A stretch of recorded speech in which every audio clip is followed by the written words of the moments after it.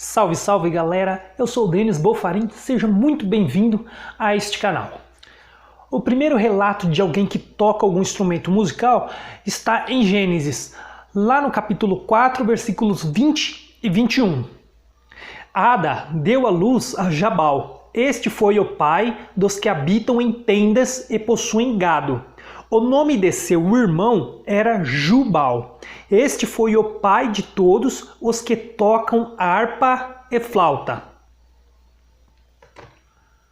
Bom, Jubal, ele era descendente de Caim, mas com o passar dos tempos veio o dilúvio e aí vai voltar a falar em alguém que toca instrumentos também lá com Davi, em 1 Samuel 16, versículo 23. E sucedia que, quando o espírito maligno da parte de Deus vinha sobre Saul, Davi tomava a harpa e a dedilhava, então Saul sentia alívio e se achava melhor, e o espírito maligno se retirava dele. Bom, então vimos que Davi ele dedilhava a harpa e o espírito maligno saía de Saul. Nesse caso, isso não é mais possível nos dias de hoje. Podemos ver que é de um jeito antes da cruz do Messias e é de outro depois da cruz dele. Nesse caso, eu quero dizer com espíritos malignos. Se você tem dúvida ou não entende o porquê isso, eu vou deixar um vídeo aqui no card e você pode tirar suas dúvidas sobre possessões malignas. Bom, vamos ver então quando ocorreu o ministério de louvor, ou propriamente dito, o sacerdócio de louvor. Vamos ver em 1 Crônicas, capítulo 6, versículo 31 e 32. São estes os que Davi constituiu para dirigir o canto na casa do Senhor, depois que a arca teve repouso. Ministravam diante do tabernáculo da tenda da consagração com cânticos, até que Salomão edificou a casa do Senhor em Jerusalém. Exercitavam o seu ministério segundo a ordem prescrita. Depois que Salomão construiu o templo, ele pegou o tabernáculo e colocou dentro do templo, onde os sacrifícios eram feitos dentro do templo e os rituais de purificação do pecado. Vemos de quem era esse ministério nos versículos 48 e 49. Seus irmãos, os levitas, foram postos para todo o serviço do tabernáculo da casa de Deus. Arão e seus filhos faziam ofertas sobre o altar do holocausto e sobre o altar do incenso. Todo o serviço do lugar santíssimo e a expiação por Israel, segundo tudo quanto Moisés, servo de Deus, tinha ordenado.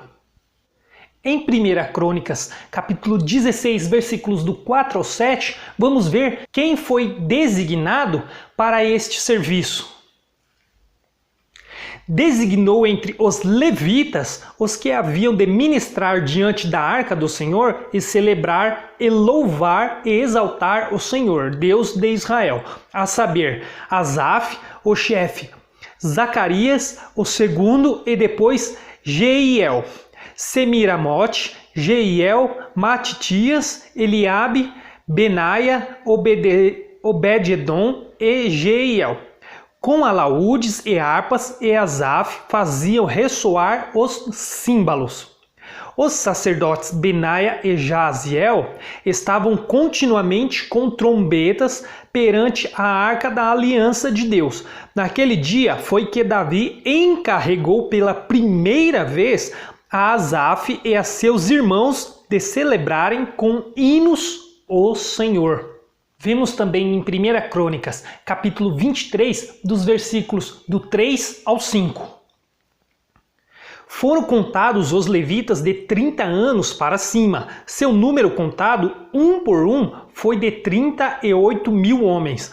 Destes havia 24.000 para superintenderem a obra da casa do Senhor, 6.000 oficiais e juízes, 4.000 porteiros e 4.000 para louvarem o Senhor com os instrumentos que Davi fez para esse mister. Vemos também em 2 Crônicas, capítulo 29, do 25 ao 31. Também estabeleceu os levitas na casa do Senhor com símbolos, alaúdes e harpas, segundo o mandado de Davi e de Gade, o vidente do rei e do profeta Natã, porque este mandado veio do Senhor por intermédio de seus profetas. Estavam, pois, os levitas em pé com os instrumentos de Davi e os sacerdotes com as trombetas. Deu ordem Ezequias que oferecessem o holocausto sobre o altar. Em começando o holocausto, começou também o cântico ao Senhor, com as trombetas, ao som dos instrumentos de Davi, rei de Israel. Toda a congregação se prostrou quando se entoava o cântico e as trombetas soavam. Tudo isso até findar-se o holocausto. Tendo eles acabado de oferecer o sacrifício, o rei e todos os que se achavam com ele prostraram-se e adoraram. Então o rei Ezequias e os príncipes ordenaram aos levitas que louvassem ao Senhor com as palavras de Davi e de Asaf, o vidente. Eles o fizeram com alegria e se inclinaram e adoraram. Disse ainda Ezequias: agora vos consagrastes a vós mesmos ao Senhor, chegai-vos e trazei sacrifícios e ofertas de ações de graças à casa do Senhor. A congregação trouxe sacrifícios e ofertas de ações de graça, e todos os que estavam de coração dispostos trouxeram holocaustos. Então vemos que aí o louvor no Antigo Testamento era um sacerdócio levítico, pertencia à tribo de Levi. Eles é que traziam esse sacerdócio, como já vimos com o sacerdócio levítico, cabia também muitas outras ordenanças apenas para a tribo de Levi. As outras tribos não tinham esse sacerdócio. Porém, isso foi até a cruz de Cristo. Quando Cristo, o Messias, ele morreu na cruz, ele acabou com o sacerdócio levítico. Porém, tudo isso mudou de uma forma diferente depois da cruz de Cristo. Por esse motivo do sacerdócio levítico e os louvores, é que nos dias de hoje as igrejas têm os músicos de uma denominação ou do sistema religioso por levitas, o que não condiz com as escrituras, já que isso era um sacerdócio levítico que representava uma das tribos e não apenas músicos. Bom, mas vamos ver em Atos 16, versículo 25, que isso mudou. Por volta da meia-noite, Paulo e Silas oravam e cantavam louvores a Deus, e os demais companheiros de prisão escutavam. Bom, nesse caso, Paulo e Silas oravam e cantavam louvores. Paulo era da tribo de Benjamim, mas após a cruz de Cristo já não havia o sacerdócio levítico, por isso ele poderia cantar sem ter que oferecer sacrifícios e holocaustos, pois tudo agora é diferente. Vamos ver agora um culto onde a igreja se reunia na cidade de Corinto. Isso está em 1 Coríntios 14, versículo 26. Que fazer, pois, irmãos? Quando vos reunis, um tem salmo, outro doutrina, este traz revelação, aquele outro língua, e ainda outro interpretação. Seja tudo feito para edificação. Bom, nesse caso eu não vou entrar em tanto detalhe nessa passagem, pois eu vou fazer um outro vídeo explicando todo esse culto que acontecia na igreja de Corinto. E um outro vídeo também falando sobre toda a igreja, toda a estrutura da igreja e a cidade de Corinto. Vamos agora para Efésios, capítulo 5, versículo do 18 ao 20. E não vos embriagueis com o vinho, no qual há dissolução, mas enchei-vos do Espírito, falando entre vós com salmos, entoando e louvando de coração ao Senhor com hinos e cânticos espirituais, dando sempre graças por tudo ao nosso Deus e Pai, em nome de nosso Senhor Jesus Cristo. Vemos hoje que o que acontece dentro de uma denominação ou uma igreja-templo é totalmente diferente do que acontecia depois da cruz de Cristo no Novo Testamento, que a Bíblia relata. Por exemplo, hoje dentro de uma instituição, a pessoa tem que fazer parte, tem que ser membro de uma instituição, de um templo de uma denominação, ela tem que ser batizada e assim passar a seguir todas as regras daquela denominação, o que não acontecia no Novo Testamento, nas igrejas dos apóstolos, onde eles se reuniam. Na verdade, o louvor, os salmos, os cânticos, era para todos, não era parcial. Todos poderiam trazer, como todos poderiam louvar. Agora, não era como um sacerdócio, como uma banda, como um grupo de louvor que acontece nos dias de hoje. Dentro de uma denominação, os músicos, os que tocam o louvor, eles costumam ficar em cima de um palco, assim como o pregador, aquele que vai trazer a palavra. Bom, o púlpito ou palco, ele significa patamar. Bom, vamos ver no dicionário o que significa púlpito. Lugar alto, de onde fala um orador, tribuna, estrado. Tribuna, elevada, situada lateralmente dentro de uma igreja de onde o sacerdote faz o sermão aos fiéis, em forma de balcão, cilíndrica ou prismática, com corrimão para apoio. Coberta por uma cúpula que concentra a voz do orador, dirigindo-a para baixo. Pode ser de madeira ou pedra, e nas catedrais e paróquias mais prósperas costuma ser ricamente decorada. Bom, então o púlpito ele significa patamar, diferenciando assim as pessoas e mostrando que há uma certa hierarquia, coisa que nas escrituras não ensinam, pois o mestre, o nosso pastor, o Messias, ele diz: aquele que quiser ser o maior tem que ser o menor, justamente o contrário. Essa estrutura ela é muito parecida com um show secular, onde o cantor ele vai fazer o seu show, a sua apresentação, e as pessoas estão lá embaixo para adorá-lo, para ver o seu ídolo. Em Colossenses 3:11 diz assim: no qual não pode haver grego nem judeu, circuncisão nem incircuncisão, bárbaro, cita, escravo, livre, porém Cristo é tudo em todos. O versículo 16: habite ricamente em vós a palavra de Cristo, instruí-vos e aconselhai-vos mutuamente em toda a sabedoria, louvando a Deus com salmos e hinos e cânticos espirituais, com gratidão em vosso coração.